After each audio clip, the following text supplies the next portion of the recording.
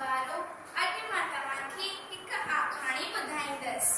आखाणीअ जो नालो अथव बकबकी कुम्मी। कहिड़ी कुम्मी? बकबकी कुम्मी। त ॿुधो, हिकु तलाउ में हिकु कुम्मी रहंदी हुई जंहिंजी ॿिनि हंसनि सां गॾु दोस्ती हूंदी हुई। टई ॼणा हिक ॿिए जे दुख सुख में हिक ॿिए जे कमु ईंदा हुआ। त हिकु दफ़ो हिकु साल बरसाति न पवण सबबि तलाउ जो पाणी धीरे धीरे सुकण लॻो। त कुम्मीअ पंहिंजे ॿिनि हंस दोस्तनि खां मदद वठण जो वीचार कयो ऐं हुन पंहिंजे हंस दोस्तनि खे चयो त दोस्तो, हिन तलाउ जो पाणी धीरे धीरे सुकी रहियो आहे, महिरबानी करे तव्हां मुंहिंजी मदद कयो। तंहिंते हंस चयो, भेण कुम्मी, असां पंहिंजी केतिरा मदद करे सघूं?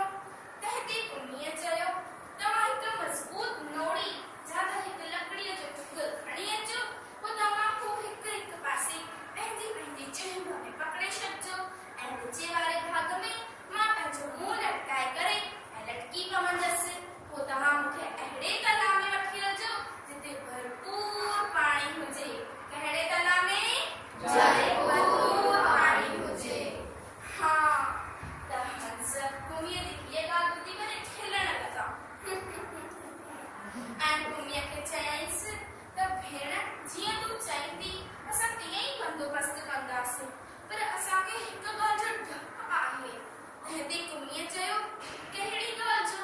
त हंस चयो, जीअं असांखे आकाश में उॾाए वठी वेंदासीं त हेठि माण्हू तरह तरह जूं अजीब ग़रीब ॻाल्हियूं कनि, जेके ॿुधी तोखे जाम गुस्सो ईंदो ऐं जीअं उन्हनि खे जवाबु ॾियण लाइ तूं पंहिंजो मुंहुं खोलंदीअ तीअं तूं हेठि किरी पवंदीअ ऐं मरी वेंदीअ, जंहिंजो असांखे ॾाढो दुख थींदो।